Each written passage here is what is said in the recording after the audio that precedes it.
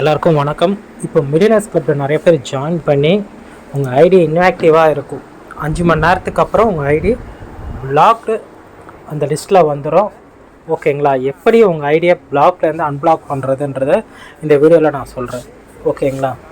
அது எப்படின்னா, உங்கள் ஐடி பார்த்த உடனே லாகின் பண்ணோன்னே இந்த மாதிரி தான் இருக்கும். மேலே டைமிங்கும் 00ன்னு காமிச்சிடும்.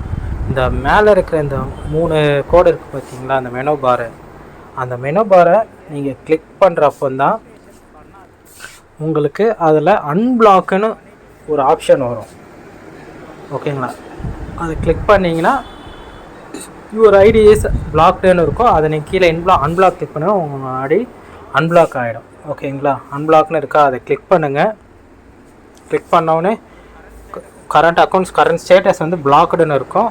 அந்த அன்பிளாக்னு இருக்குது பார்த்தீங்கன்னா க்ரீன் கலர் பட்டனை, அதை கிளிக் பண்ணோடனே அன்பிளாக்டு சக்ஸஸ்ஃபுல்லின்னு வந்துடும். உங்கள் ஐடி ஆக்டிவேட் ஆகிடும். 5 மணி நேரம் ஓட ஆரம்பித்து அந்த 5 மணி நேரத்துக்குள்ளே நீங்கள் யாருக்கு பேமெண்ட் அனுப்பணுமோ தயவு செய்து அவங்களுக்கு கால் பண்ணி பேமெண்ட்டை அனுப்பிட்டு ஆக்டிவேட் செய்யுங்க. நிறைய பேருக்கு இங்கே ஷோ ஆகலை, எனக்கு யாருமே வரலன்னா உங்கள் ஐடி பிளாக் ஆகிருக்கா இல்லையான்றதை ஒரு வாட்டி செக் பண்ணிவிட்டு அப்புறம் வெயிட் பண்ணுங்கள். பிளாக் ஆகலைன்னா உங்களுக்கு இதுக்கப்புறம் தான் வரும்னு அர்த்தம். நீங்கள் ஆக்டிவேட்டே பண்ணோன்னா திருப்பி இந்த மாதிரி ஆக்டிவேட் பண்ணிக்கலாம். எல்லாருமே கூகுள் பே, ஃபோன்பே நம்பர் நம்ம அப்டேட் பண்ணணும். எங்கே போய் அப்டேட் பண்ணணும்? 3 கோடு போட்டிருக்கீங்க, அதில் போய் பர்சனல்னு இருக்கும். அதை கிளிக் பண்ணிங்கன்னா உங்களோட கீழே ஸ்கால் பண்ணிங்கன்னா உங்களோட பேங்க் டீட்டெயில்ஸ், உங்களுடைய PhonePe number, GPay number update பண்ணுங்கள். நீங்கள் வேறு நம்பரில் கூட ரெஜிஸ்டர் பண்ணுங்கள். ஆனால் ஃபோன்பே, ஜிபே நம்பரை நீங்கள் என்ன வச்சுருக்கீங்களோ அது மட்டும் யூஸ் பண்ணிக்கோங்க.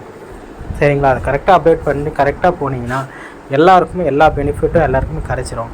சில பேர் தப்பானவங்க தப்பாக தேவையில்லாமல் ரெஜிஸ்டர் பண்ணியிருக்கீங்க, அதை தவிர்த்துருங்க.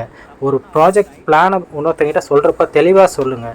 இஷ்டத்துக்கு நானும் ஐடி போகிறேன் ரெஜிஸ்டர் பண்ணுறேன்னு சொல்லி ரெஜிஸ்டர் பண்ணிவிட்டு உங்களால் 4 பேருக்கு பாதிக்கப்படுறாங்க. உங்களால் 4 பேருக்கு ஒரு இது இருக்குன்னா நீங்கள் ஏன் பண்ணணும்? அதை இப்போது 4 பேர் உங்களுக்கு தொல்லை பண்ணாங்கன்னா உங்களுக்கு எவ்வளோ கஷ்டமாக இருக்கும். என்னடா இதுன்னு அந்த மாதிரி தான் 4 பேருக்கு அவங்க ஐடி போய் நிற்கும். 5 மணி நேரம் அவங்க காத்திருக்கணும். உங்களால் அவங்க கஷ்டப்படுவாங்க. சரிங்களா? சில பேர் மனசுக்குள்ள என்னெல்லாம் திட்டுவாங்க கூட தெரியாது. அதெல்லாம் இருக்கும். அதெல்லாம் புரிஞ்சுக்குங்க. உங்களுக்கு பிடிக்கலன்னா ரெஜிஸ்டர் பண்ணாதீங்க. சரிங்களா? உங்களுக்கு பிடிக்கலன்னா ரெஜிஸ்டர் பண்ணாதீங்க. தயவுசெய்து ரெஜிஸ்டர் பண்ணிவிட்டு அதை அப்படியே சும்மா விடாதீங்க. பண்ணிவிட்டு அப்புறம் பண்ணிக்கலான்றது அதுவே தப்பு தான். ஓகேங்களா?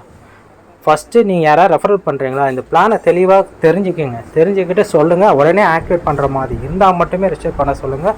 உங்கள் இஷ்டத்துக்கு ரெஃபரலுக்காக கொடுக்காதீங்க. தேங்க்யூ.